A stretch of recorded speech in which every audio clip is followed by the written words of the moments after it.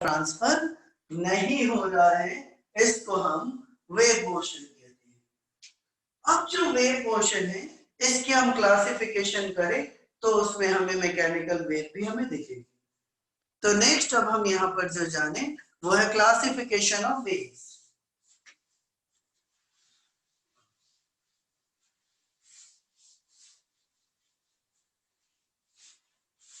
I hope definition लिख लिया हो तुम लोग मैकेनिकल वेव का।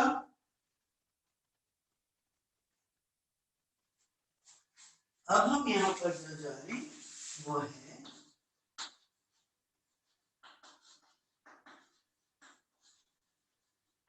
Classification of waves. वेव को हम अलग अलग तरीके से क्लासिफाई करते हैं। उसमें सबसे पहला जो है वो है need of medium.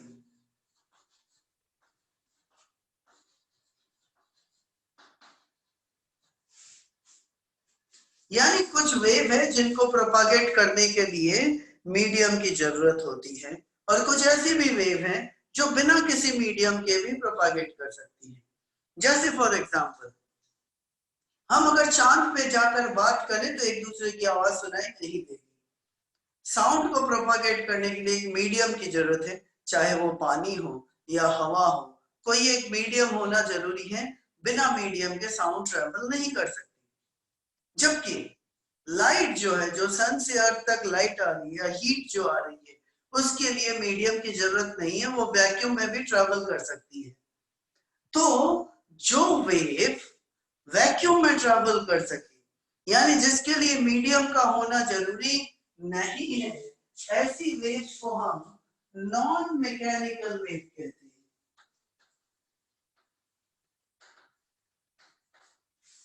Non mechanical wave जो हुई है वो उसको इलेक्ट्रोमैग्नेटिक वेव भी कहते हैं।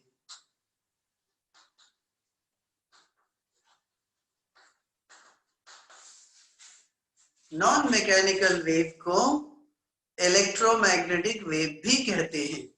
तो एक तो नॉन मैकेनिकल वेव है जिसके प्रोपागेशन के लिए मीडियम की जरूरत नहीं है, और दूसरी है मैकेनिकल वेव जो हम पढ़ने जा रहे हैं, मैकेनिकल वेव। इसके लिए मीडियम का होना जरूरी है, बिना मीडियम के ये ट्रैवल नहीं कर सकती। तो वेव दो तरह की, नॉन मैकेनिकल या इलेक्ट्रोमैग्नेटिक, और दूसरी मैकेनिकल। नॉन मैकेनिकल में do not require any medium. Medium है तो अच्छी बात है, लाइट हवा में ट्रेवल करती है, पानी में ट्रेवल करती है, ग्लास में ट्रेवल करती है, मीडियम में तो ट्रेवल करती है, वैक्यूम में भी ट्रेवल करती है। तो जो वेव बिना किसी मीडियम के ट्रेवल कर सकती हो वो नॉन मैकेनिकल या इलेक्ट्रोमैग्नेटिक है, जैसे लाइट है, हीट है। और मैकेनिकल वेव जैसे वेव ऑन स्ट्रिंग, एक स्ट्रिंग को अगर हम एक एंड को टाई कर दे, दूसरे एंड पे जर्क दे, तो स्ट्रिंग में वेव बनेगी जो स्ट्रिंग के अलाउंग ट्रेवल करेगी। उसके लिए मीडियम का होना जरूरी है। साउंड वेव के लिए मीडियम का होना जरूरी है, तो उन्हें हम मैकेनिकल वेव कहेंगे।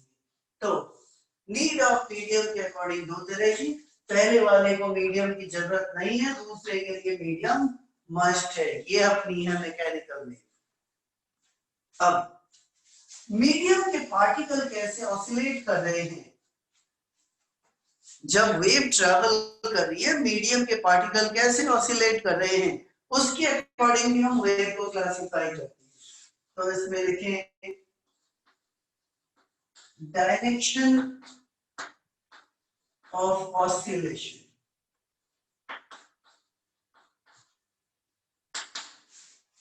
डायरेक्शन ऑफ ऑसिलेशन के अकॉर्डिंग वेव्स को हम दो कैटेगरी में डिवाइड करते हैं, ट्रांसवर्स और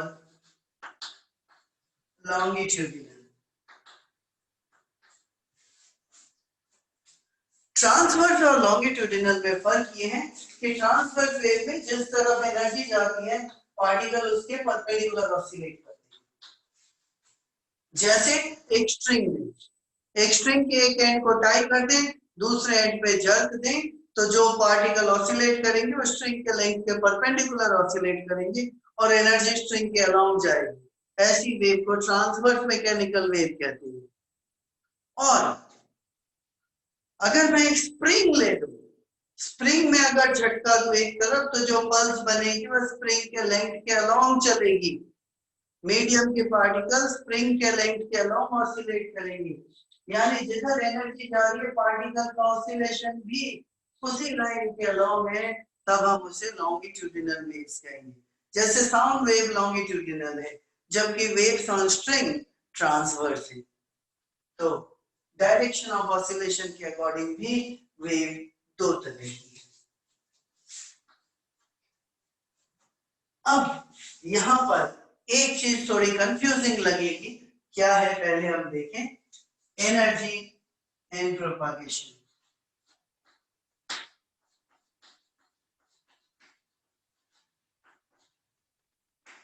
इसके अकॉर्डिंग हम वेव को दो कैटेगरी में डिवाइड करेंगे, प्रोग्रेसिव वेव और स्टेशनरी वेव।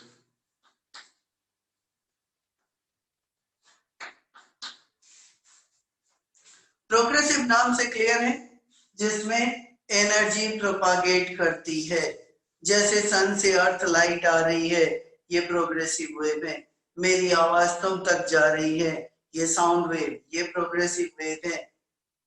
लेकिन कुछ वेव ऐसी होती है जिसमें एनर्जी प्रोपागेट नहीं करती, दो पॉइंट के बीच में ऑसिलेट करती रहती है। वेव वो भी है लेकिन उसमें एनर्जी का ट्रांसफर लिमिटेड रीजन में है, ऐसा नहीं है दूर दूर तक जा रही है, छोटे से रीजन के अंदर बाउंड है, उसी के अंदर आगे पीछे टू एंड फ्रो मोशन करेंगे। तो ऐसी वेव को स्टेशनरी वेव कहते हैं। आगे हम जब देखेंगे vibration of string, vibration of organ pipe, उनमें हम देखेंगे कि स्टेशनरी वेव्स बनती है, वो प्रोग्रेसिव नहीं है। वहां एनर्जी दो पॉइंट के बीच में ऑसिलेट करती रहती है। तो उसके अकॉर्डिंग अब तो वेव दो तरह की, प्रोग्रेसिव जिसमें लॉन्ग डिस्टेंस प्रोपागेट करती है और स्टेशनरी में शॉर्ट डिस्टेंस में ऑसिलेट करती है। तो उसके अकॉर्डिंग वेव दो कैटेगरी की। अब ये जो वेव है वो कितने डायमेंशन में जा रही है, यानी किसी लाइन में जा रही है, किसी प्लेन में जा रही है या 3D में जा रही है, उसके अकॉर्डिंग यानी डायमेंशंस ऑफ प्रोपागेशन।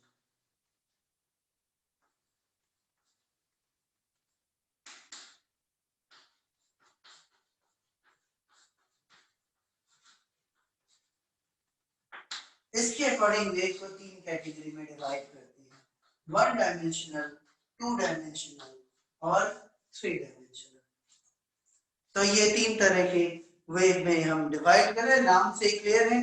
जो वेव किसी लाइन के अलोंग चले उसको वन डायमेंशनल, जैसे वेव ऑन ए स्ट्रिंग, वो स्ट्रिंग के लेंथ के अलोंग जाएगी वो वेव, तो वो वन डायमेंशनल।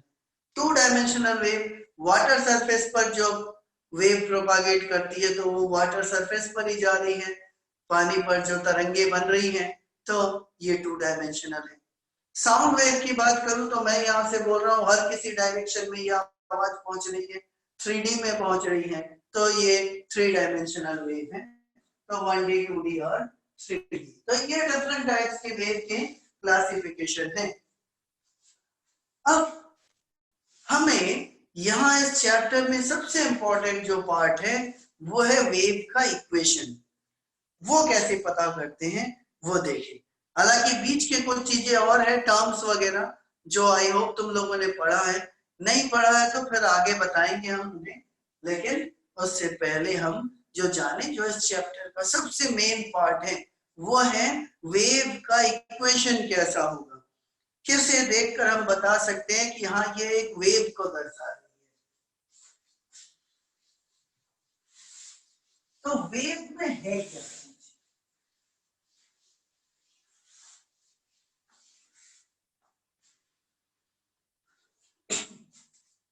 वेव जो बनी है उसमें क्या है, उसमें एक तो एनर्जी का प्रोपागेशन हो रहा है, एनर्जी ट्रैवल कर रही है। तो एनर्जी का जो है वो प्रोपागेशन है, यानी लीनियर मोशन है।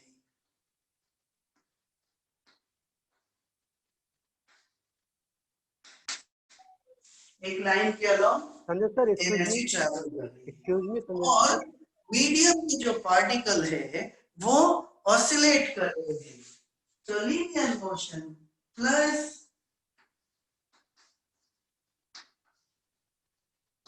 ऑसिलेशन, ये दो चीजें मिलकर excuse me Sanjay sir, excuse me. हाँ बताइए। तो सर ये लाइट आपका पीछे से क्या आ रहा है सर? वो ऊपर से बोर्ड के सेंटर के ऊपर से। अच्छा, जरा उस उसको लाइट को देखिए। कम करो। हाँ वो पीछे से एकदम चमक रहा है, वो बोर्ड के सेंटर से एकदम ऊपर से।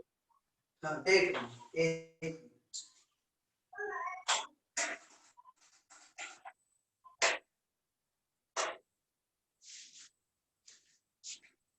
हाँ कोई हाँ हाँ।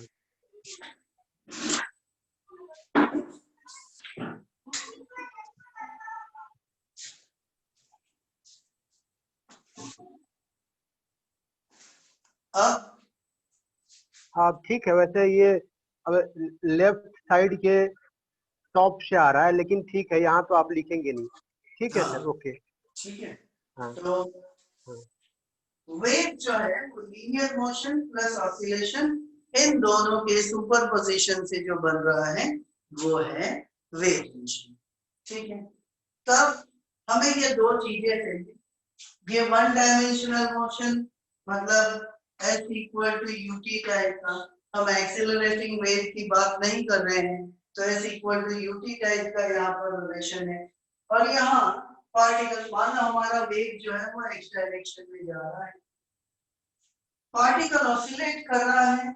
ऑसिलेशन का इक्वेशन हमें मालूम है कुछ, y equal to a sin omega t plus theta type का कुछ। ठीक, आई होप एसएचएम का इक्वेशन मालूम होगा ऑसिलेशन का। तो y equal to a sin omega t plus theta, ये एसएचएम का इक्वेशन। अब इन दोनों को हमें जोड़ना है, यानी इन दोनों मोशन को हम ऐड अप करेंगे, तब जाकर हमें वेव मोशन का इक्वेशन मिलेगा। ये हम क्या करें ऐसा कि ये दो जुड़ जाएं और वेव का इक्वेशन मिले। ठीक है, तब हम यहाँ वेव इक्वेशन की बात कर रहे हैं, तो लिख लो हेडिंग वेव इक्वेशन।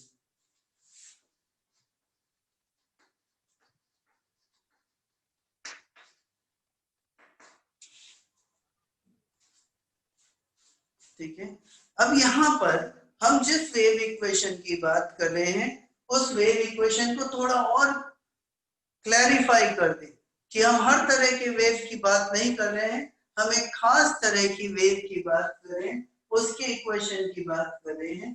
तो हम जिस वेव की बात कर रहे हैं वो है one dimensional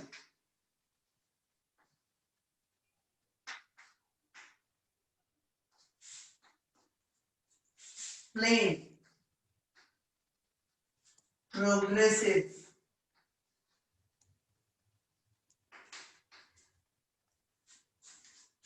non dispersive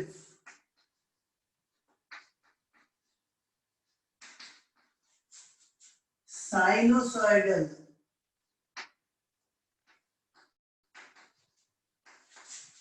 wave. लंबी चौड़ी कहानी है, one dimensional plane progressive non dispersive sinusoidal wave. मतलब ये वेव वन डायमेंशन में जा रही है, इसका wave front plane wave front है। नॉन डिस्पर्सिव मतलब एनर्जी का लॉस नहीं हो रहा है, और साइनोसॉइडल मतलब ये साइन कोसाइन वाले फॉर्म की वेव है। तो ऐसी वेव के इक्वेशन की हम बात कर रहे हैं। तो अब इन दोनों मोशन को हम जोड़ें और वेव इक्वेशन का पता लगाएं। पहला केस हम यहां पर कर रहे हैं, पॉजिटिव डायरेक्शन में जा रही है। फर्स्ट केस पॉजिटिव एक्स में वेव जा रही है, उसकी हम बात कर रहे हैं। तो हमने एक वेव देखा और अभी ये वेव यहां पर है, एक्स पोजीशन पे टी टाइम पे है, ये टाइम है, ये वाई डायरेक्शन है, इसको मैं एक्स लिख दूं, एक्स डायरेक्शन में वेव ट्रैवल कर रही है, अभी प्रेजेंटली ये एक्स पोजीशन पे है, ये वेव का पहला प्रेजेंट सिचुएशन है, ठीक है। और वेव जो चल के आ रही है उसकी स्पीड v है, मुझे मालूम है मैं यहाँ ओरिजिन के पार्टिकल को कैसे ऑसिलेट करा रहा हूं, ठीक है। तो ये जो ओरिजिन का पार्टिकल है ये ऑसिलेट कर रहा है, इसके ऑसिलेशन का इक्वेशन है y equal to a sin omega t plus theta, small a लिख दे रहा हूं, एम्पलीट्यूड स्मॉल a। तो यहाँ का पार्टिकल जो ऑसिलेट कर रहा है ये मुझे पता है y equal to a sin omega t plus theta. अब मुझे ये बताओ कि ये वेव अभी अगर x पोजीशन पे है तो कब ओरिजिन पे थी, ओरिजिन पे कब थी ये wave?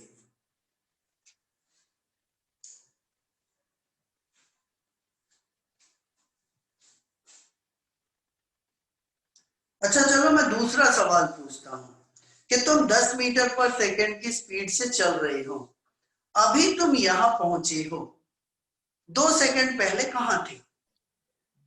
t minus x by v answer. तो 20 मीटर पीछे थे, है ना? जी सर। 1 सेकंड में 10 मीटर चलते हो, 2 सेकंड में 20 मीटर चलते हो, तो 20 सेकंड 20 मीटर पीछे थे। तो इसी तरह से अगर मैं यहां पर देखूं कि ये जो वेव अभी यहां पर है ये यहां पर कभी थी, जहां से आ रही है इसको मैं कहूं फास्ट, अब ये कहां पर जीरो पर कब थी? ये जो डिस्टेंस इसने ये ट्रैवल किया है, ये टी टाइम में वीटी डिस्टेंस ट्रैवल किया, ये एक्स जो है ये यहां पर है, तो यहां पर टाइम कितना है? T minus x by v, है कि नहीं? जी sir. x distance v speed से चलने में टाइम लगता है x बाई वी, तो अभी अगर टाइम t है तो कुछ समय पहले टाइम जो था वो t minus x by v है। तो जो ये सिचुएशन इसकी t टाइम पे है, तो इस टाइम पे क्या होगा, इसे लिखो y is equal to a sine omega t minus x by v plus theta, लिख सकता हूं?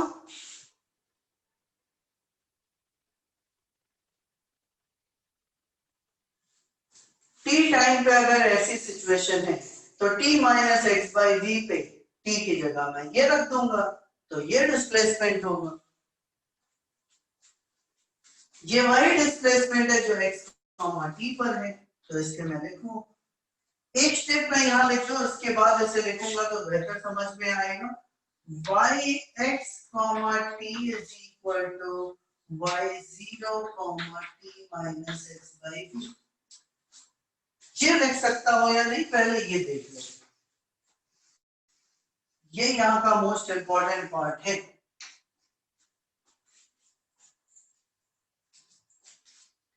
मान लो तुम 1 घंटे पहले कहीं से चले और यहां पहुंचे, तो 1 घंटे पहले तुम जहां थे तुम ही थे ना,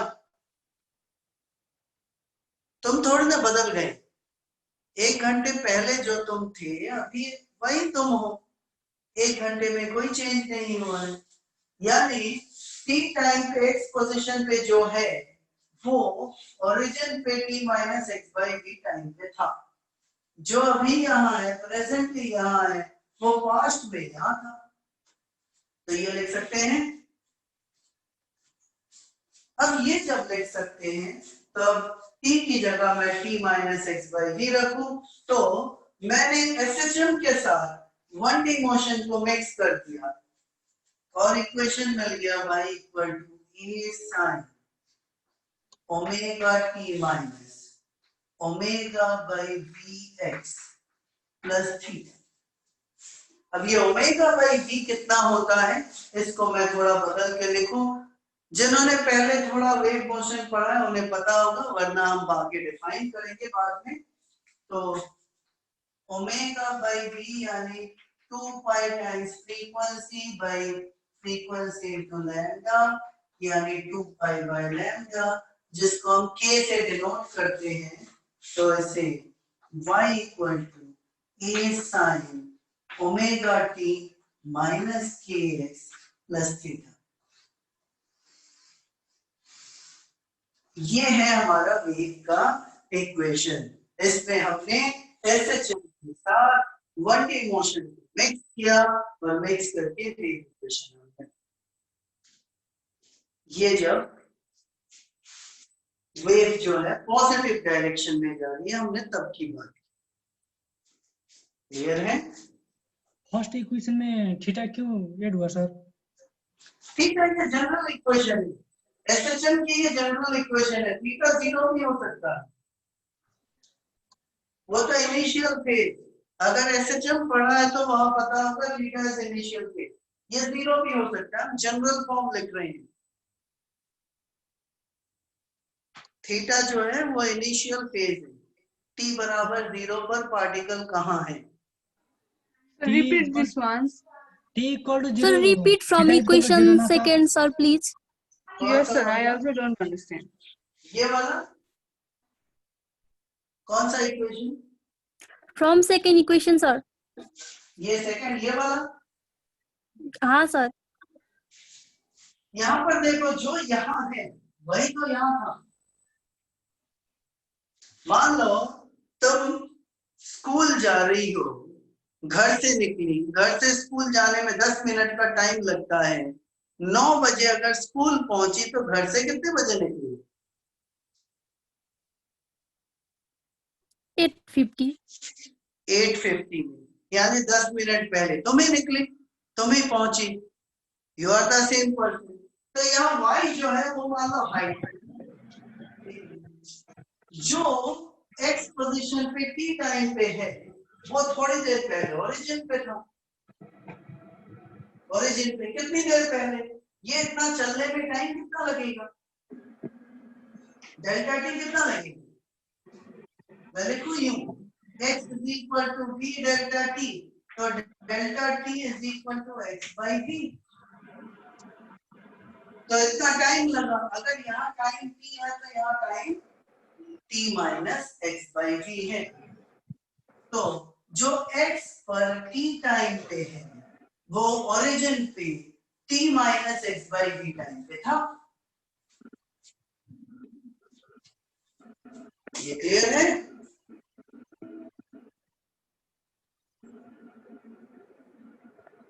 Yes, sir.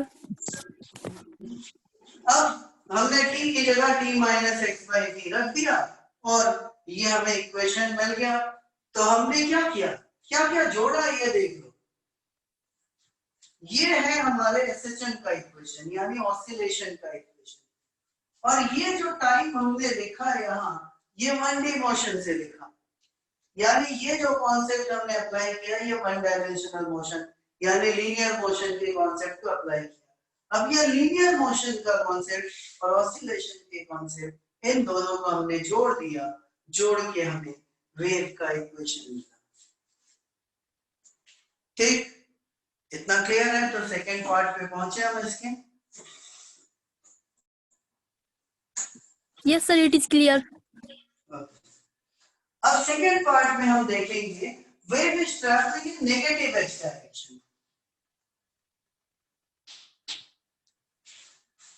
Negative x direction में मैं अगर लिखूं, यानी वेव हम राइट से लेफ्ट में जाता है, तो अभी कोई यहां है, यहां कब होगा? कोई एक्स पर टी टाइम पे प्रेजेंट भी है तो ओरिजिन पे कब होगा? पास्ट में कि फ्यूचर में? पास्ट में। पास्ट में होगा। चलो हम देखें, यूं समझिए, मान लो स्कूल की छुट्टी 5 बजे होती है, घर पहुंचने में 10 मिनट लगता है, तो घर कितने बजे पहुंचोगे? 5:10. 5:10। तो फ्यूचर में पहुंचोगे कि पास्ट में पहुंच जाओगे?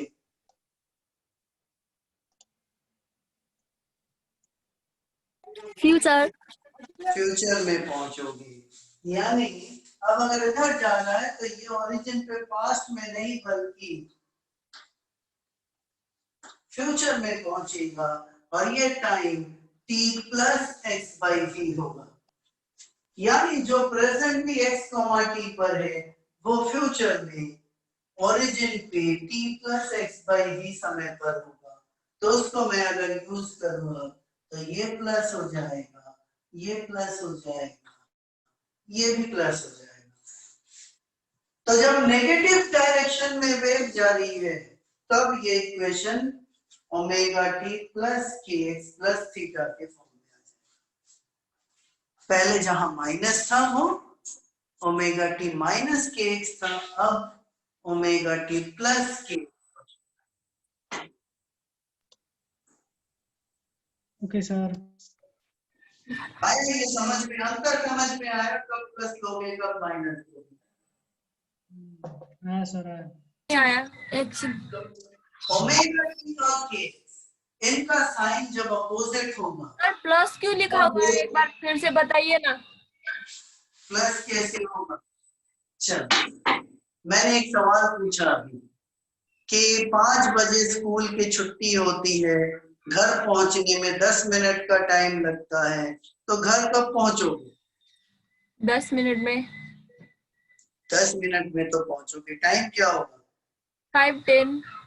5:10 का टाइम होगा। तो अगर कोई पल्स यहाँ पर x पोजीशन पे t टाइम पे है तो ये ओरिजिन पे कब पहुंचेगा? प्लस टाइम में। t plus x by v होगा ना। हाँ हाँ। तो x t पर जो है वो 0 t plus x by v पर होगा। तो ये दोनों इक्वेशन मैंने इक्वेट कर दिया पहले जैसे किया था।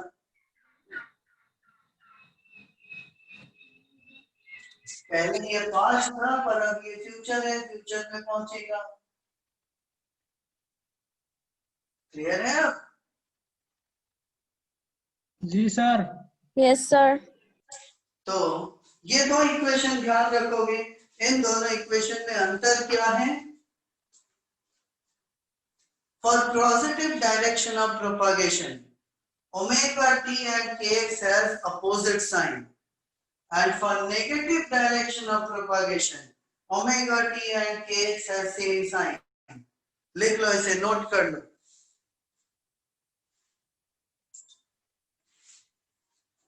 लिख लो, for positive direction of propagation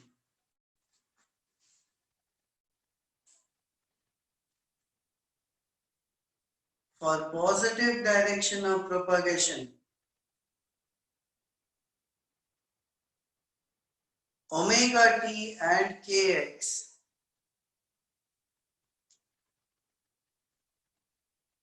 has different sign.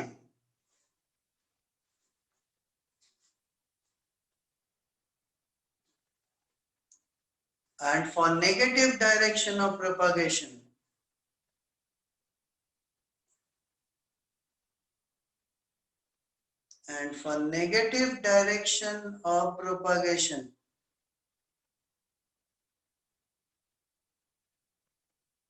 omega t and kx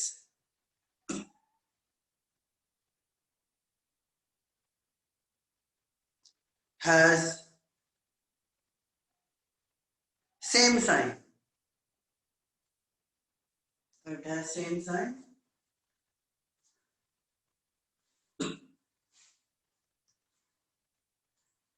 यहां पर दो बातें और ध्यान में रखनी है। उसमें हम ट्रांसवर्स वेव की बात कर रहे हैं। यहाँ पर पार्टिकल का ऑसिलेशन y डायरेक्शन में है, एनर्जी x के अलोंग प्रोपागेट कर रही है। ये भी साथ में लिख लो। The above equation represent particles to be oscillating along y-axis and energy to be propagating along x-axis.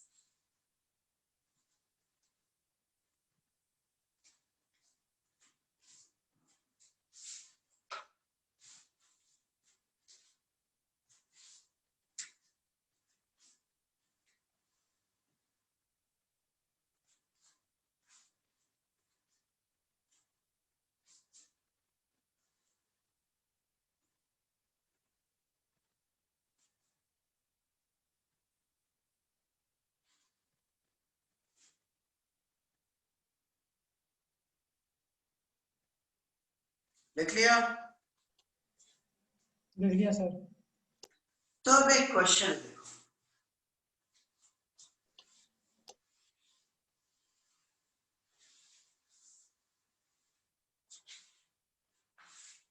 Question ये है कि a wave of amplitude A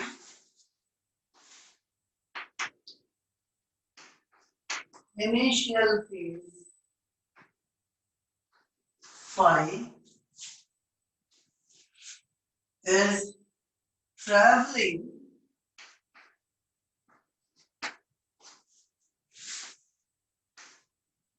along y direction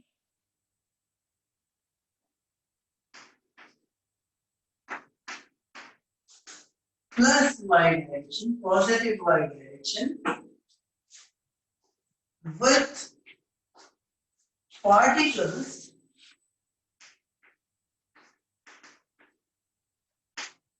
oscillating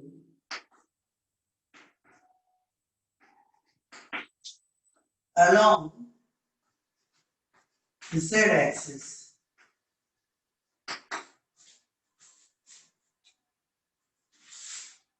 Angular frequency is omega and wave number is k. Then write the wave equation.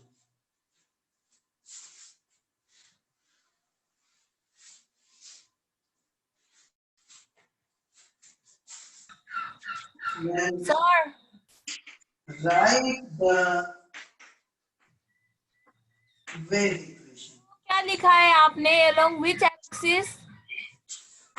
A wave of amplitude A, initial phase phi, is traveling along positive y direction with particles oscillating along z-axis. Z-axis.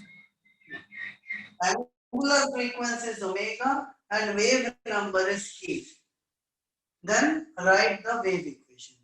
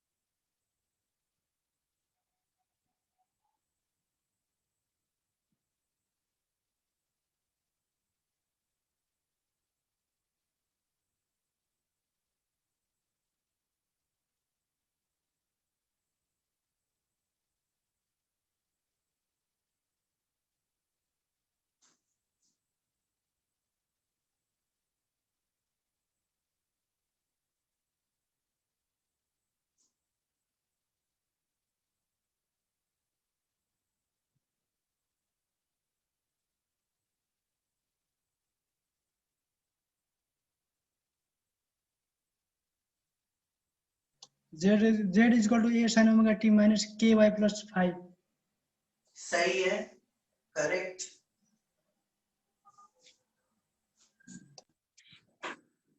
बस हर जगह जो symbol हम लिख रहे हैं उसका मतलब ध्यान रखना जरूरी है. बाकियों का आइयों का आंसर आ गया. पार्टिकल ऑसिलेट कर रहा है z डायरेक्शन में, तो z is equal to a sin omega t. Positive y में जा रहा है मतलब माइनस के वाई, और इनिशियल फेज यहाँ पे फाइव दिया हुआ है प्लस का इक्वेशन जो वेव मैंने कही है उसका ये इक्वेशन है. क्लियर? किसी को डाउट? नहीं सर। अब हमें पता कैसे चलेगा कोई इक्वेशन वेव इक्वेशन है, ये पता करने के लिए कोई सा भी फंक्शन, जरूरी नहीं है हमेशा ऐसा ही दिया हुआ हो, किसी और फॉर्म में भी हो सकता है, तो हम पहचानेंगे कैसे वो वेव को रिप्रेजेंट कर रहा है। इसको जानने के लिए अब हम जानेंगे differential form of wave equation.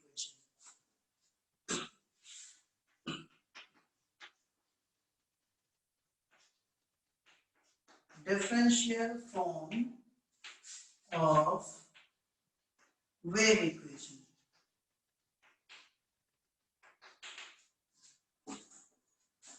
हमने अभी एक इक्वेशन लिखा, उसको थोड़ा और जनरलाइज में कर दूं, y नहीं लेकर f लिख रहा हूं, f equal to a sin omega t minus kx plus theta. अब इस इक्वेशन का दो पार्ट हमें करना है, एक पता लगाना है del f by del t, फिर del 2f by del t2,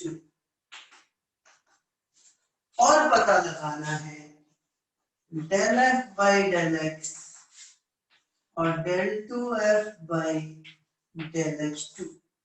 कितना होगा ये मुझे आप बता सकते हो? चलो पहले टाइम के रेस्पेक्ट में इसको डिफरेंशिएट करें तो क्या मिलेगा? f equal to a sin omega t minus kx plus theta. Differentiate करें टाइम के रेस्पेक्ट में तो क्या मिलेगा? बताओ भाई।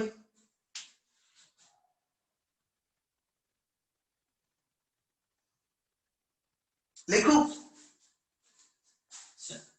साइन का डिफरेंशिएशन कॉस और ओमेगा टी का डिफरेंशिएशन ओमेगा, तो इसे मैं लिखूं omega a cos omega T minus के एक्स प्लस थीटा। दोबारा डिफरेंशिएट करूंगा तो कॉस का डिफरेंशिएशन माइनस साइन, तो इसको मैं लिखूंगा माइनस ओमेगा स्क्वायर ए साइन ओमेगा टी माइनस के एक्स प्लस थीटा, या इसको मैं लिख सकता हूं माइनस ओमेगा स्क्वायर एफ। ये अपना पहला इक्वेशन। दूसरा, इसको मैं डिफरेंशिएट करूं एक्स के टर्म्स में, तो माइनस के एक्स का डिफरेंशिएशन माइनस के और साइन का कॉस, तो यहां से लिखूं मैं minus A K cos omega T minus के एक्स प्लस थीटा।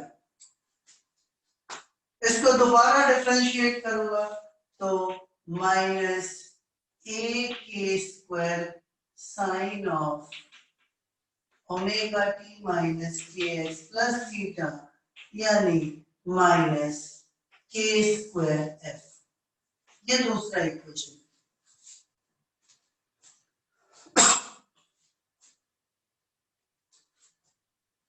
तो पहला equation del 2f by del t2 is minus omega square F.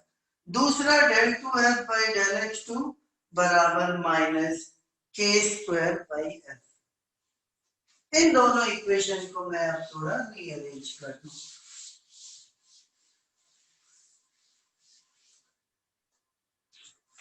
मैं लिखूं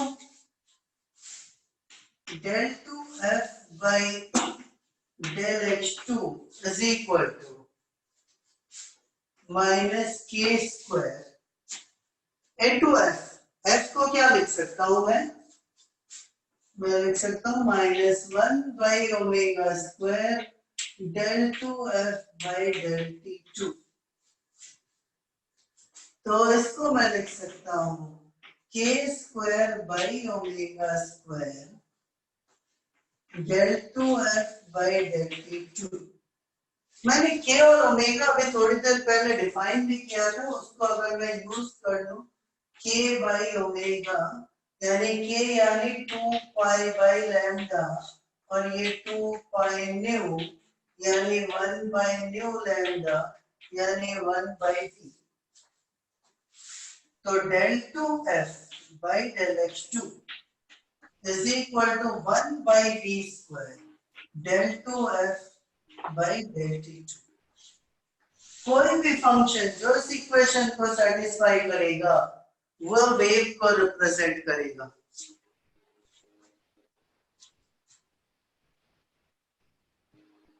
ठीक है, any function which satisfies this relation will represent a wave equation,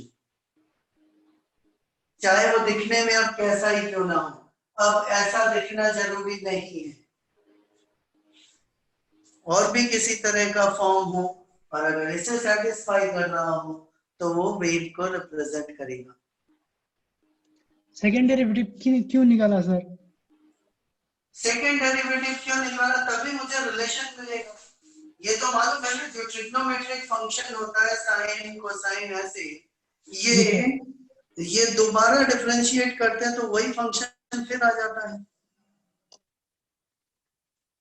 ji sir. तो इसलिए ये रिप्रेजेंट करने का तरीका है, इस तरीके से रिप्रेजेंट करते हैं। तो कोई फंक्शन अगर इसे रिप्रेजेंट करेगा तो ये वेव इक्वेशन को बताएगा। Okay sir. ठीक है, ठीक है। तो आज के लिए इतना ही। इस फॉर्म को ध्यान रखोगे, फिर आगे आगे वेव की स्पीड वगैरह कैसे कैलकुलेट करते हैं, एनर्जी पावर इंटेंसिटी कैसे कैलकुलेट करते हैं, ये हम इसके बाद अगली क्लास में जानेंगे। Okay, okay sir. आज के लिए इतना ही। Thank you. Thank you, sir. Thank you, ल sir. जोलोजी हुन्छ है, जोलोजी हुन्छ। सर चाहिँ आइसक्नु भएको छ। ठीक है, बाय। Bye sir.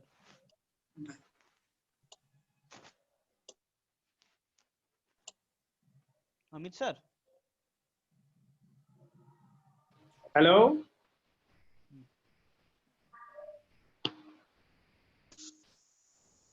हाँ अमित सर। Yes yes. हाँ आ जाइए सर, ठीक। अब आप ज्वाइन कर सकते हैं।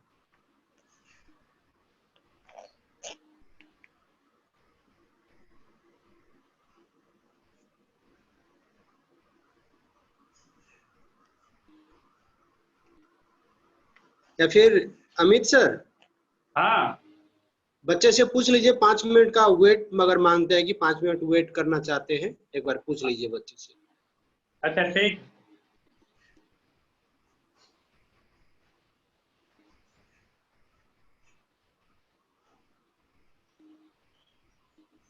पाँच मिनट का ब्रेक चाहिए आप लोगों को?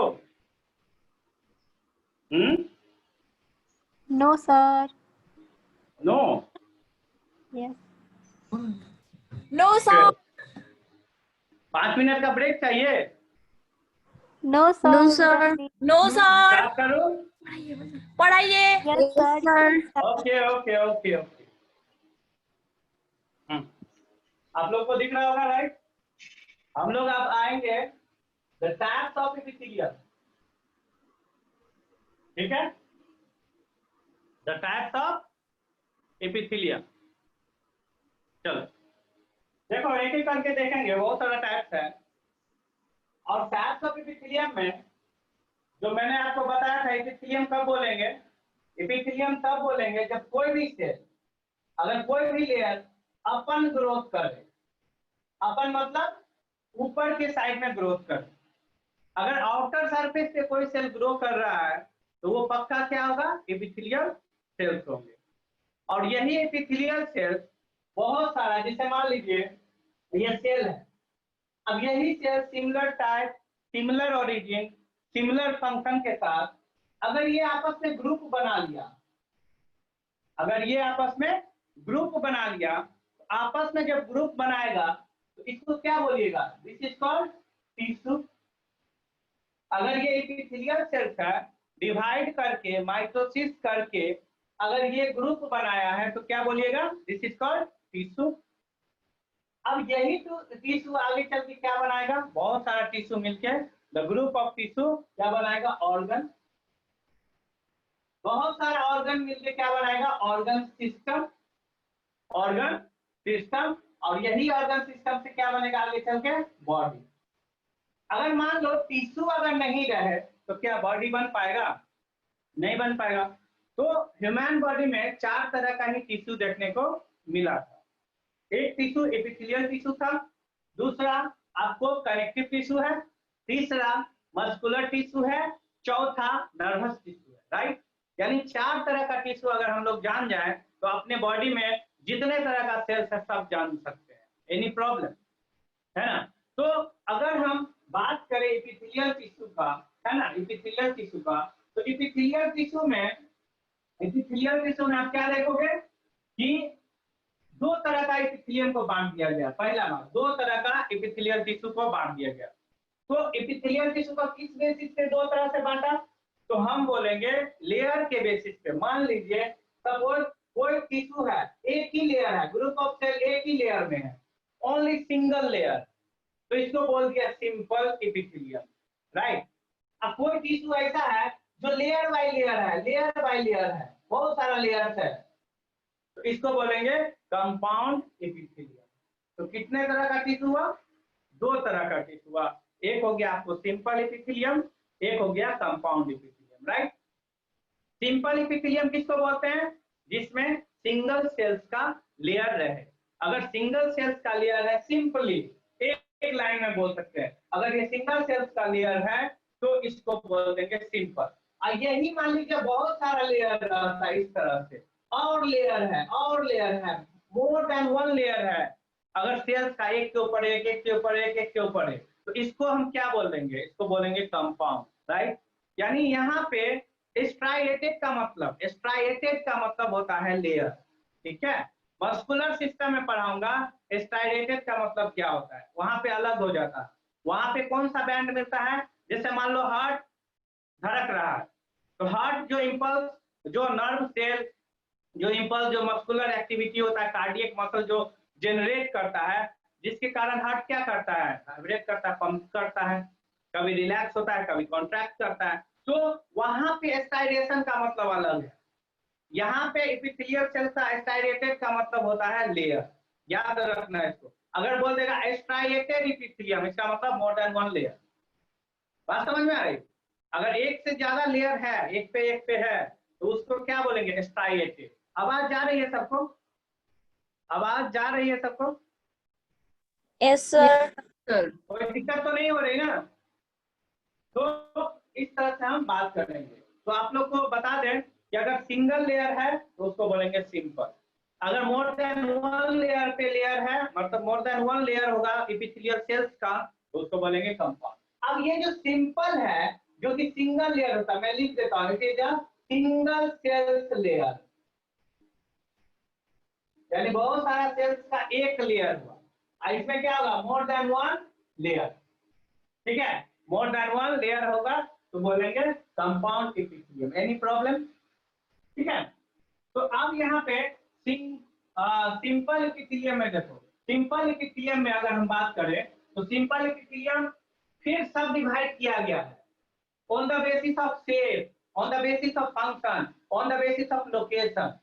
इस सब के आधार पे डिफरेंट पार्ट को बांटा गया, जैसे सिंपल स्क्वायमस एपिथेलियम, दूसरा सिंपल क्यूबॉइडल एपिथेलियम, तीसरा सिंपल कॉलमनर एपिथेलियम, चौथा सिलिएटेड एपिथेलियम, पांचवा pseudo, pseudo means false, pseudo means false, pseudo stratified epithelium, right. अगर हम बात करें तो सिंपल एपिथेलियम कितने तरह का हो गया? तो आपको 1 2 3 4 5 तरह का हो गया। तो सिंपल एपिथेलियम का सबटाइप कितना हो गया? Simple squamous, simple cuboidal, columnar, ciliated और स्यूडो स्ट्रेटिफाइड एपिथेलियम, ठीक है। अब एक एक करके पढ़ेंगे इसको।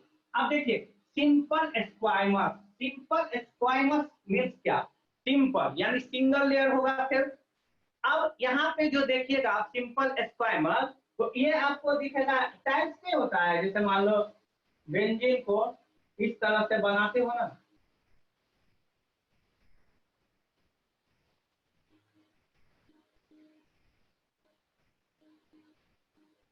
एकदम अरेंजमेंट आपको दिखेगा पेवमेंट के तरह, यानी टाइल्स के जैसा, जो फ्लोर पे टाइल्स होता है ना एकदम इक्वली दिखता है, तो उसी तरह का ये पेवमेंट इसका बिकॉज ऑफ शेप के कारण, बिकॉज ऑफ यहाँ पे अरेंजमेंट के कारण, अटैचमेंट के कारण जो आपस में सेल्स होते हैं वो पेवमेंट इपिथेलियम बनाता है।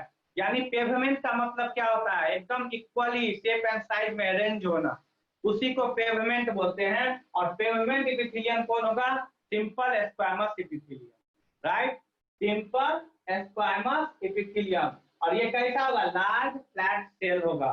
लार्ज फ्लैट सेल जब होगा तो उसको क्या बोलेगा, सिंपल स्क्वैमस इपिथेलियम, लार्ज बोलिकर सिंपल स्क्वैमस इपिथेलियम। अब देखिए simple squamous epithelium it is a large flat cell, क्या होगा, it is a large flat cell है, फ्लैट सेल है और ये इक्वली आपको दिखेगा, ठीक है। और ये सब प्लाज्मा मेम्ब्रेन होगा,